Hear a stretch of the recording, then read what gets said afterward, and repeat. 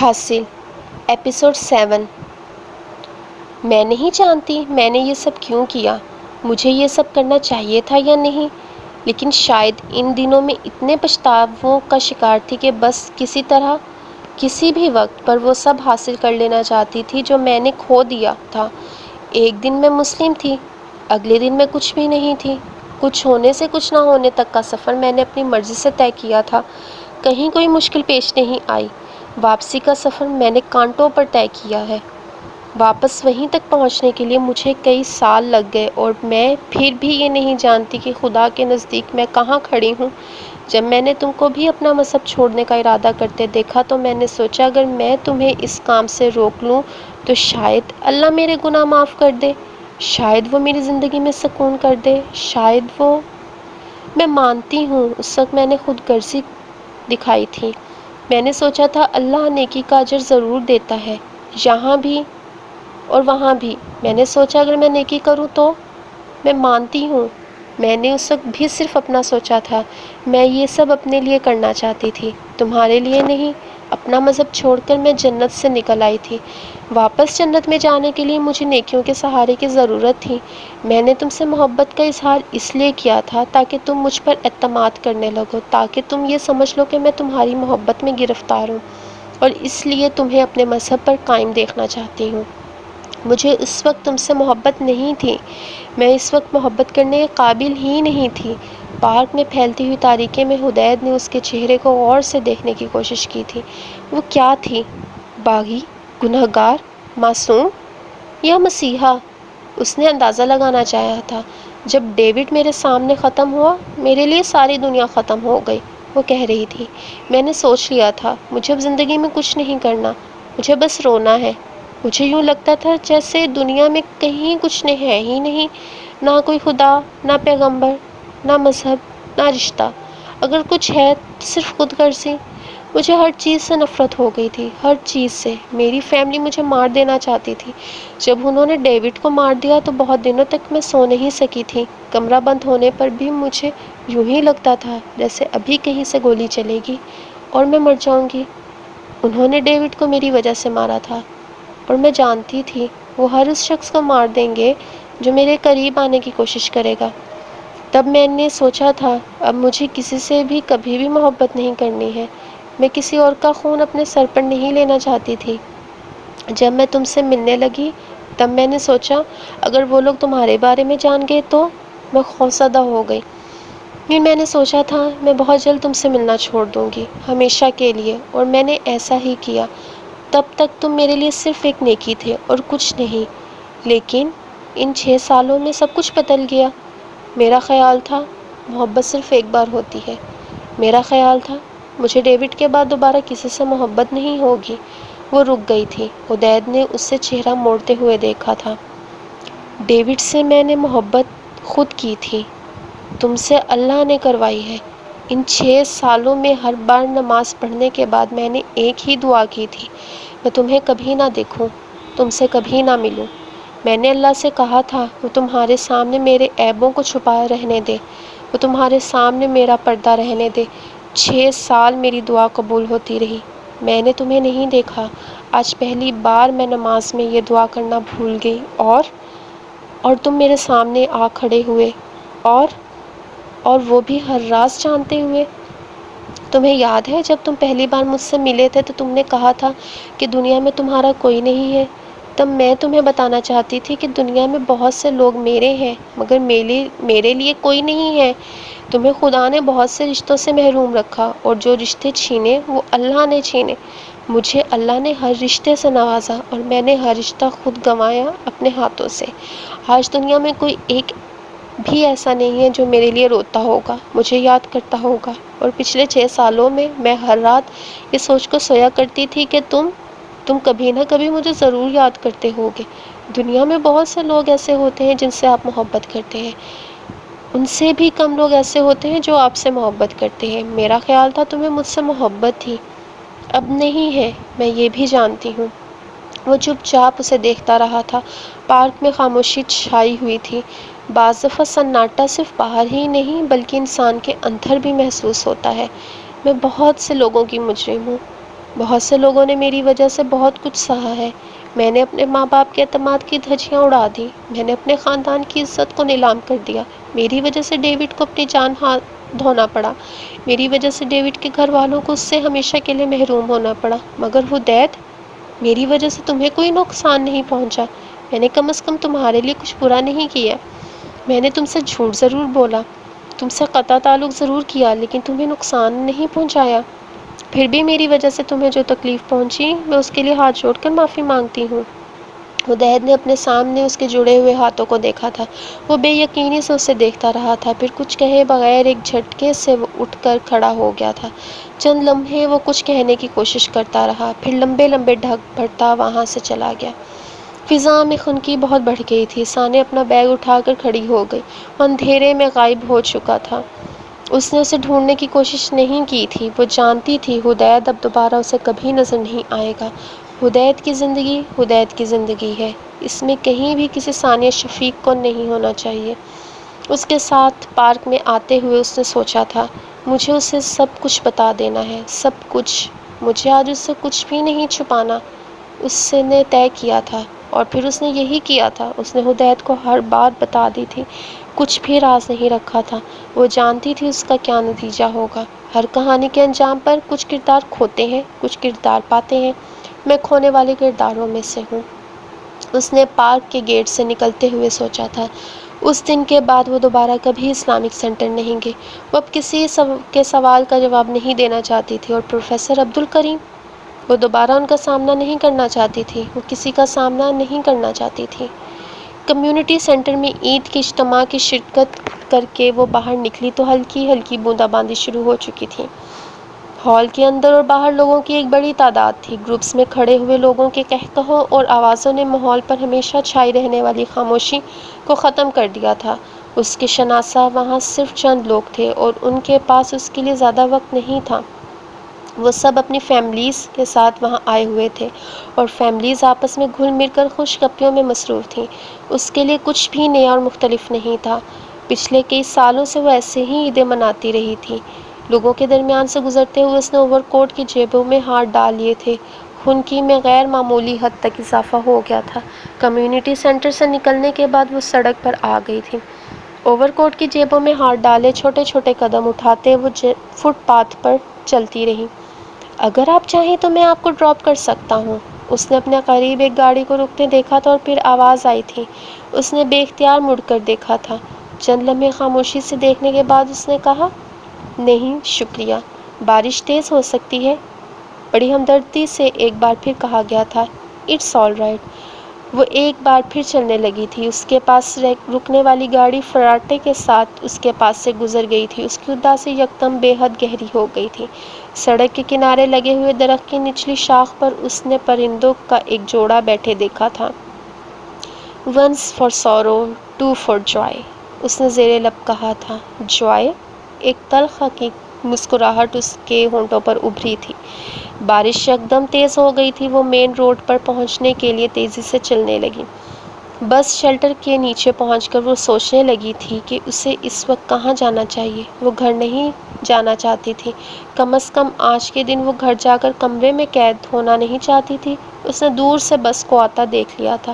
ایک سستے سے انڈین ریسٹورنٹ میں بیٹھ کر اس نے کھانا کھایا تھا، اور پھر پہلے کی طرح سڑکوں پر بے مقصد بارش میں بھیگنے کے بجائے وہ ایک شاپنگ مال میں گھس گئی تھی۔ مختلف چیزوں اور لوگوں پر نظر دوڑاتے ہوئے بہت دیر تک وہ ادھر ادھر پھرتی رہی تھی۔ اسے یاد آیا تھا پچھلی عید پر بھی وہ یہاں اسی طرح پھرتی رہی تھی۔ اگلے کتنے سال میں اپنی عیدیں اس طرح گزاروں گی؟ شاپنگ مال میں کافی پیتے ہوئے اس نے سوچا تھا، یہاں اس طرح اکیلے پاگلوں کی طرح پھرتے ہوئے؟ اسے اندازہ نہیں اس نے وہاں کتنے گھنٹے گزارے تھے۔ جب وہ شاپنگ مال سے نکلی تھی تو آسمان تاریک تھا، بارش اب بھی برس رہی تھی۔ اس نے گھڑی میں وقت دیکھا تھا، شام کے 6 بج رہے تھے۔ جس وقت وہ بس سے اتری تھی بارش تیز ہو چکی تھی۔ مین روڈ سے بائی روڈ کا فاصلہ اس نے تقریباً بھاگتے ہوئے طے کیا تھا۔ 5 منٹ کے بعد وہ اپنے گھر کے سامنے تھی۔ گھر کے اوپری جانب آتے ہی اس نے سب سے اوپر والی سیڑھی پر کسی کو بیٹھے دیکھا تھا۔ وہ کچھ حیران ہوئی تھی، اس وقت اتنی تیز بارش میں کون بیٹھا ہے؟ اس نے اندازہ لگانے کی کوشش کی تھی مگر دور سے کچھ پتہ نہیں چل رہا تھا۔ جولین کا کوئی بوائے فرینڈ ہوگا، شاید ابھی وہ نہیں آئی۔ سیڑھیاں چڑھتے ہوئے اس نے اوور کوٹ کی جیب سے کمرے کی چابی نکال لی تھی۔ سیڑھی پر جو بھی بیٹھا تھا اسے آتا دیکھ کر اٹھ کھڑا ہوا تھا۔ ثانیہ نے اس کے پاس سے گزرتے ہوئے سرسری نظر اس کے چہرے پر ڈالی تھی۔ اس کے ذہن میں جیسے ایک جھماکا ہوا تھا۔ سیڑھی کے کونے میں لٹکے ہوئے بلب کی ہلکی سی روشنی بھی اس کا چہرہ شناخت کرنے کے لیے کافی تھا۔ وہ چند لمحے وہاں سے ہل نہیں سکی۔ اپنے کمرے کے دروازے کی طرف جاتے ہوئے اس نے اپنے قدموں کے پیچھے آواز سنی تھی۔ دروازہ کھول کر اسے بند کیے بغیر وہ اندر کمرے میں چلی آئی تھی۔ سڑک پر لفٹ کی آفر دینے کے بعد وہ شاید سیدھا یہیں آیا تھا، مگر کیوں؟ اس نے اپنا اوور کوٹ دروازے کے پیچھے لٹکاتے ہوئے سوچا تھا۔ وہ اندر آنے کے بجائے دروازے کے باہر ہی رک گیا تھا۔ ثانیہ نے خاموشی سے دروازہ کھول دیا تھا۔ وہ کچھ جھجکتے ہوئے اندر آیا تھا۔ وہ بری طرح بھیگا ہوا تھا۔ اس طرح بھیگنے کی کیا ضرورت تھی؟ تم برآمدے میں انتظار کر سکتے تھے۔ دروازہ بند کرتے ہوئے ثانیہ نے مدھم آواز میں اس سے کہا تھا۔ بھیگنے سے کیا ہوتا ہے؟ اس نے مڑ کر پوچھا تھا۔ ثانیہ نے دیکھا اس کی آنکھیں سوجی ہوئی تھیں۔ وہ شاید سیڑھیوں پر بیٹھا روتا رہا تھا۔ 7 سال پہلے بھی اس نے ایک بار اسے اسی طرح پارک میں وہ آگے بڑھ گئی تھی۔ فین ہیٹر آن کرنے کے بعد اس نے ایک فلور کشن اس کے سامنے رکھ دیا تھا۔ یہاں بیٹھ جاؤ، جوتے اتار چکا تھا۔ ثانیہ نے باتھ روم میں جا کر اپنا گیلا حجاب اتار کر دوسرا حجاب اوڑھ لیا تھا۔ وہ واپس کمرے میں آئی تو فلور کشن پر بیٹھا ہوا تھا۔ اپنا سویٹر اتار دو، اس نے ایک تولیہ اس کی طرف بڑھاتے ہوئے کہا تھا۔ اس نے خاموشی سے تولیہ پکڑ کر اپنا سویٹر اتارنا شروع کر دیا۔ ثانیہ نے کیتلی میں کافی کے لیے پانی گرم ہونے کے لیے رکھ دیا تھا۔ حدید کے سویٹر کو سیدھا کر کے اس نے ہیٹر کے سامنے پھیلا دیا تھا۔ وہ خاموشی سے اس کی سرگرمیاں دیکھ رہا تھا۔ اسے ایک اونی شال تھمانے کے بعد واپس کونے میں جا کر کافی بنانے میں مصروف تھی جب اس نے حدید کی آواز سنی تھی۔ کیا تم یہ سب کام میرے لیے ساری عمر نہیں کر سکتی؟ وہ اپنی جگہ پر ساکت ہو گئی تھی۔ یہ کیا کہہ رہا ہے؟ اس نے سوچا تھا۔ کیا اب بھی یہ ممکن ہے؟ اس نے مڑ کر اسے دیکھا تھا۔ وہ اس کی طرف متوجہ نہیں تھا، ہیٹر پر نظریں جمائے بیٹھا تھا۔ شاید مجھے کچھ غلط فہمی ہوئی ہے، ثانیہ نے سوچا تھا۔ کافی کی ٹرے اس نے حدید کے سامنے لا کر رکھ دی تھی۔ تم جانتی ہو آج کیا دن ہے؟ اس نے کافی کا کپ اٹھاتے ہوئے اس سے پوچھا تھا۔ ثانیہ نے اس کے چہرے کو دیکھا تھا۔ وہ ایک عجیب سی کیفیت تھی۔ عید ہے، بہت مدھم آواز میں اس نے کہا تھا۔ بس عید ہے؟ اس کی آواز میں عجیب سی مایوسی تھی۔ تمہیں کچھ یاد نہیں؟ اسے یاد تھا مگر وہ خاموشی سے دونوں ہاتھوں میں پکڑے ہوئے کپ کو گھونٹتی رہی۔ کم از کم تمہیں تو یاد۔ اس نے سر اٹھاتے ہوئے پرسکون انداز میں اس کی بات کاٹ دی تھی۔ Happy birthday Hadeed. اس کی آنکھوں میں ایک عجیب سی چمک ابھر کر معدوم سی ہو گئی تھی۔ تمہیں میرا ایڈریس کہاں سے ملا؟ پروفیسر عبدالکریم سے۔ وہ خاموش ہو گئی تھی۔ ابھی بھی اسی طرح روتے ہو جیسے پہلے؟ اس نے مسکرانے کی کوشش کی تھی۔ نہیں، اب تو بہت عرصہ ہو گیا ہے میں نہیں رویا۔ آخری بار تب رویا تھا جب تمہارے مرنے کی اطلاع۔ ان 6 سالوں میں بہت بدل گیا ہوں۔ اب رونا بھی میرے لیے ممکن نہیں رہا۔ آج پتہ نہیں کیا ہوا، میں تمہارا انتظار کرتے کرتے تھک گیا تھا، سیڑھیوں پر بیٹھ گیا اور پتہ نہیں کیا ہوا، سارا ماضی یاد آنے لگا۔ یوں لگا جیسے بیچ کے 6-7 سال غائب ہو گئے ہیں۔ مجھے لگا میں ویسے ہی تم سے ملنے آیا ہوں جیسے 6-7 سال پہلے کیتھیڈرل میں ملنے آتا تھا۔ تمہیں یاد ہے نا تب میں بہت رویا کرتا تھا؟ ثانیہ نے اس کے ہونٹوں پر ایک معصوم سی مسکراہٹ دیکھی تھی۔ جتنا زاروں کی طرح میں تمہارے سامنے رویا ہوں، کسی اور کے سامنے نہیں رویا۔ اس نے نظریں جھکا لی تھی۔ کمرے میں ایک بار پھر خاموشی چھا گئی تھی۔ تم سے جب میں پہلی بار ملا تھا تو 19-20 سال کا تھا، جذباتی، بزدل، کم ہمت، چھوٹی چھوٹی باتوں پر رو پڑنے والا۔ ان دنوں مجھے سارے راستے بند نظر آتے تھے۔ مجھے یوں لگتا تھا جیسے میں کوئی جانور ہوں جسے شکار کرنے کے لیے چاروں طرف سے گھیر لیا گیا ہو۔ مجھے لوگوں سے خوف اور وحشت ہوتی تھی۔ میرے ہاتھ اور دل دونوں خالی تھے۔ میں نے تمہیں بتایا تھا نا کہ ٹینا سے آخری ملاقات سے پہلے ایک رات میں نے اللہ سے دعا کی تھی۔ میں نے اس سے سکون اور سہارا مانگا تھا۔ میں نے اس سے آسانی اور محبت مانگی تھی۔ میں نے اس سے اپنے گناہوں کی معافی مانگی تھی۔ اس رات پتہ نہیں کیوں مجھے یہ احساس ہوا تھا کہ اللہ نے میری دعا قبول کر لی ہے۔ مجھے یوں لگا تھا جیسے اگلے دن میری ساری مشکلات ختم ہو جائیں گی، ٹینا مجھے مل جائے گی۔ وہ کافی کے مگ کو دیکھتے ہوئے اس کے کناروں پر انگلی پھیر رہا تھا۔ ٹینا نہیں ملی، مگر اگلے دن مجھے تم مل گئی پارک میں۔ میں نے تمہیں نہیں دیکھا مگر تم نے مجھے دیکھا۔ اس رات وہ جو احساس ہوا تھا نا کہ میری دعا قبول ہو گئی ہے، وہ غلط نہیں تھا، میری دعا واقعی قبول ہوئی تھی۔ تم سے بڑھ کر سہارا اور کون سکون مجھے کوئی نہیں دے سکتا تھا، تم سے زیادہ محبت مجھے کہیں سے نہیں مل سکتی تھی۔ تمہیں پتہ ہے تب تم نے میرے لیے کیا کیا؟ تم نے میرے جسم میں سے ایک ایک کانٹا نکال دیا اور پھر ہر زخم کو سی دیا۔ میں سوچتا ہوں اس دن اگر مجھے ٹینا مل جاتی تو تم نہ ملتی تو کیا ہوتا؟ ٹینا اور میں شادی کرتے، ویسا ہی گھر بناتے جیسے اس کے پیرنٹس یا میرے پیرنٹس نے بنایا تھا، اسی طرح لڑتے جیسے وہ دونوں لڑتے تھے، ہمارے بچے ویسی ہی زندگی گزارتے جیسے میں یا ٹینا اپنے پیرنٹس کے پاس گزار رہے تھے، مصنوعی اور خالص زندگی۔ میں ساری عمر خدا کے وجود سے اتنا ہی بے نیاز رہتا جتنا تب تھا۔ میں ٹینا کو خوش رکھنے کے لیے مکمل طور پر میٹریلزم کا شکار ہو جاتا۔ میرا دین، میرا پیغمبر صلی اللہ علیہ وآلہ وسلم، میرا اللہ، مجھے تو کسی کے بارے میں کچھ بھی خبر نہ ہوتی۔ میں بیکار چیزوں کے پیچھے بھاگتے بھاگتے زندگی ختم کر لیتا۔ 6 سال میں نے اللہ کا اتنی بار شکر ادا کیا ہے کہ اس دن مجھے ٹینا نہیں ملی، تم ملی، چاہے جس مقصد کے لیے بھی کی، مگر تم نے میرے ساتھ نیکی کی۔ اس وقت دنیا میں صرف ایک ایسا شخص ہے جس کا احسان میں چاہوں بھی تو نہیں اتار سکتا، اور وہ تم ہو۔ تم مجھے تاریکی سے روشنی کی طرف لے کر آئی تھی۔ مجھے مسلمان میرے ماں باپ نے نہیں، تم نے بنایا۔ کان میں اترنے والی آواز سے کوئی مسلمان نہیں ہوتا، دل میں اترنے والی آواز سے مسلمان ہوتا ہے، اور میرے دل میں تمہاری آواز اتری تھی۔ میں نے اپنے اللہ، اپنے پیغمبر صلی اللہ علیہ وآلہ وسلم، اپنے دین کو تمہارے ذریعے پہچانا۔ جب پہچان لیا تو زمین پر کھڑے ہونے کا طریقہ آ گیا، زندگی کے رستے نظر آنے لگے۔ میں ایک بار پھر سے دنیا کو دیکھنے کے قابل ہو گیا، حتیٰ کہ تمہارے مرنے کی خبر پر بھی پہلے کی طرح میں زندگی اور دنیا سے مایوس نہیں ہوا۔ میں نے پہلے کی طرح خدا کے سامنے شکووں کی قطاریں کھڑی نہیں کیں، میں نے صبر کیا۔ میں نے ان چیزوں کو یاد رکھنے کی کوشش کی جو اللہ نے مجھے دی تھیں۔ ان 8 سالوں میں نے بہت کچھ حاصل کیا، اپنا MCS مکمل کیا، ایک کمپیوٹر فرم میں بہت اچھی جاب مل گئی، اچھی زندگی گزارنے کے لیے جتنی آسائشیں ضروری ہوتی ہیں وہ سب میرے پاس ہے، اور اب میں پہلے کی طرح زندگی سے ناخوش بھی نہیں ہوں۔ اپنی ہر بے چینی اور پریشانی کا علاج میں نے قرآن پاک میں ڈھونڈا ہے۔ 6 سال اکیلے گزارنے کے بعد اس سال میں شادی کرنا چاہتا تھا۔ زندگی میں کسی نہ کسی سٹیج پر آپ کو رشتوں کی ضرورت محسوس ہوتی ہے۔ 6 سالوں میں بہت سی لڑکیوں سے ملتا رہا ہوں، لیکن ہر بار شادی کا سوچتے ہی میرے سامنے تم آ کر کھڑی ہو جاتی تھی۔ اس نے ثانیہ کو گھٹنوں کے گرد بازو لپیٹتے اور پھر ان میں چہرہ چھپاتے ہوئے دیکھا تھا۔ میں ہر لڑکی کا موازنہ تم سے کرتا تھا۔ میں چاہتا تھا جو بھی میری زندگی میں آئے وہ تمہاری جیسی ہو۔ میں اپنے پیرنٹس جیسا گھر بنانا نہیں چاہتا تھا، میں گھر جیسا گھر بنانا چاہتا تھا۔ میں چاہتا تھا وہ میری اولاد کو میری طرح اللہ سے بے نیاز نہ رکھیں جیسے میرے پیرنٹس نے مجھے رکھا۔ میں چاہتا تھا وہ میری اولاد کو اچھا مسلمان بنائے۔ وہ مجھے صرف یہ نہ بتاتی رہی کہ دنیا کی ترقی کتنی ضروری ہے، وہ مجھے باہر سے نہیں اندر سے سمجھے۔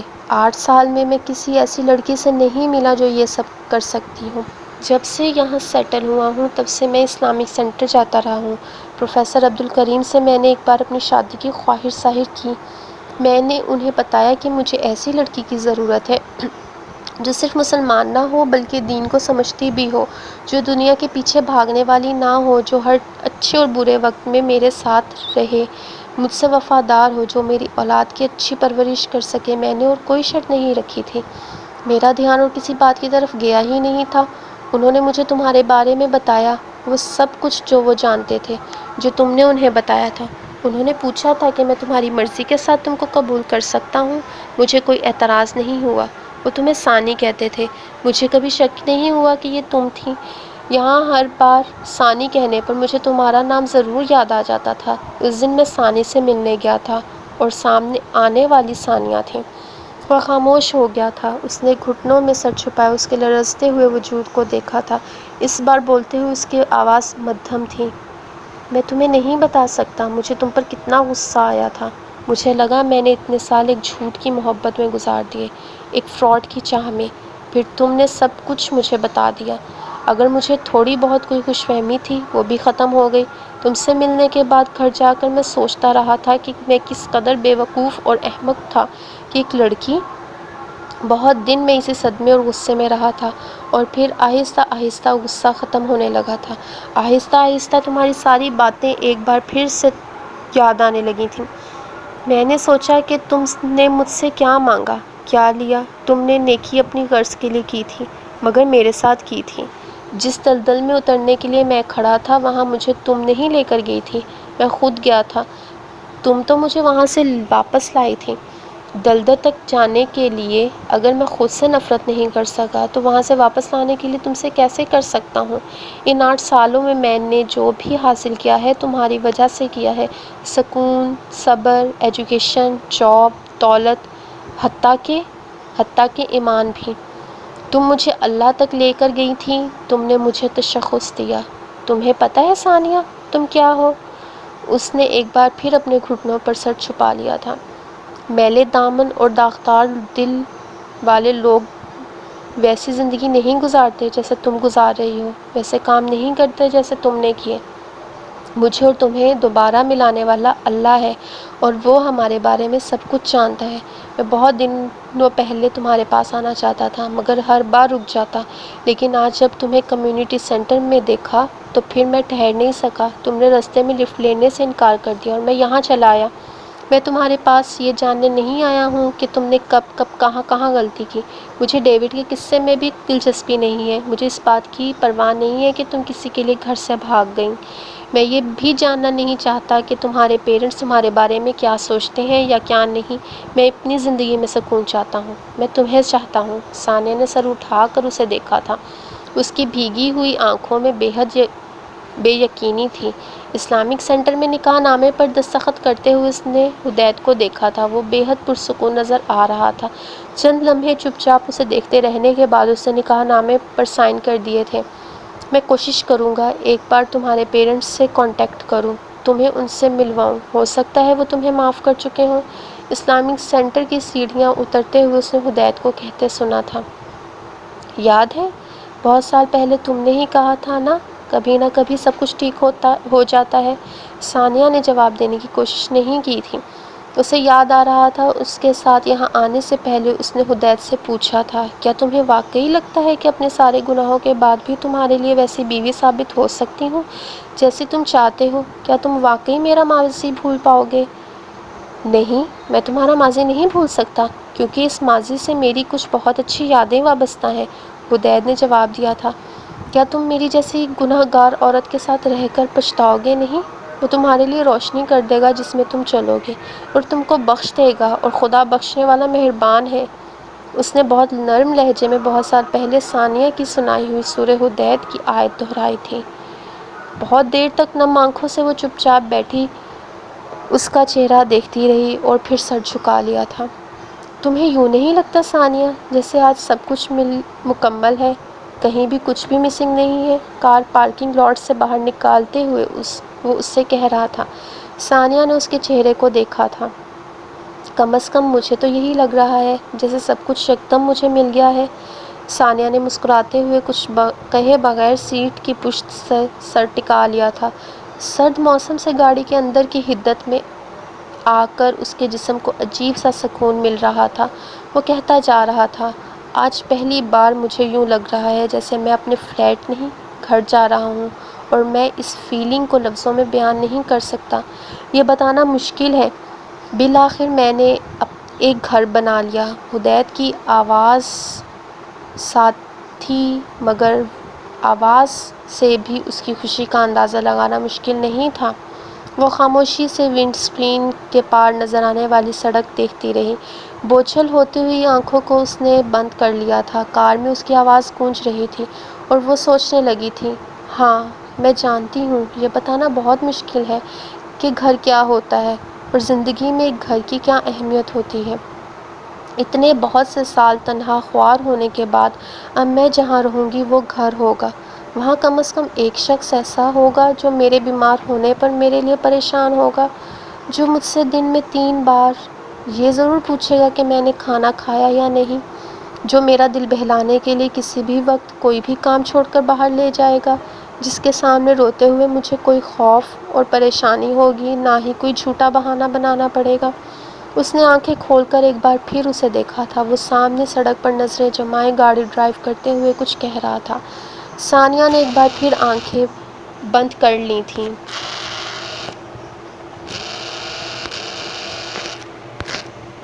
ثانیہ نے ایک بار پھر آنکھیں بند کر لی تھیں۔ گھر جا کر تمہیں تھوڑا شوق لگے گا۔ میں پچھلے بہت دنوں سے تمہاری وجہ سے اپسیٹ تھا، کسی چیز پر توجہ نہیں دے سکا، گھر پر بھی نہیں، وہاں سب کچھ ادھر ادھر بکھرا ہوا ہے۔ ثانیہ کو نیند آنا شروع ہو گئی تھی۔ ہدایت کی آواز اب اس کے کانوں میں گونج رہی تھی۔ لیکن تمہیں پریشان ہونے کی ضرورت نہیں ہے، میں جاتے ہی سب کچھ ٹھیک کر دوں گا۔ آواز اب اور ہلکی ہو گئی تھی۔ مجھے زیادہ سے زیادہ 1 گھنٹہ لگے گا۔ ثانیہ کو اب اس کی باتیں سمجھ میں نہیں آ رہی تھیں۔ اور پھر تم گھر کو دیکھنا، اب مجھے کچھ نہیں۔ ہدایت نے بات کرتے کرتے گردن موڑ کر اسے دیکھا تھا اور خاموش ہو گیا تھا۔ نیند میں ثانیہ کا ایک ہاتھ گیئر اور ہینڈ بریک کے پاس دھرا ہوا تھا۔ ہدایت نے بہت احتیاط سے اس کا ہاتھ پکڑ کر اس کی گود میں رکھ دیا۔ لیور دبا کر اس نے ثانیہ کی سیٹ کی بیک کو تھوڑا اور پیچھے کر دیا۔ ہدایت نے ثانیہ کی سیٹ بیلٹ کو آہستہ آہستہ چیک کیا تھا اور پھر مطمئن ہو کر اس نے اپنی توجہ ایک بار پھر سڑک پر مرکوز کر لی تھی۔ کار میں اب بالکل خاموشی تھی۔ بعض دفعہ خاموشی وجود پر نہیں، دل میں اترتی ہے۔ پھر اس سے زیادہ مکمل، خوبصورت اور بامعنی گفتگو کوئی اور چیز نہیں کر سکتی، اور یہ گفتگو انسان کی ساری زندگی کا حاصل ہوتی ہے، اور اس گفتگو کے بعد ایک دوسرے سے کبھی دوبارہ کچھ کہنا نہیں پڑتا، کچھ کہنے کی ضرورت رہتی ہی نہیں۔ وہ پرسکون انداز میں مسکراتے ہوئے سوچ رہا تھا۔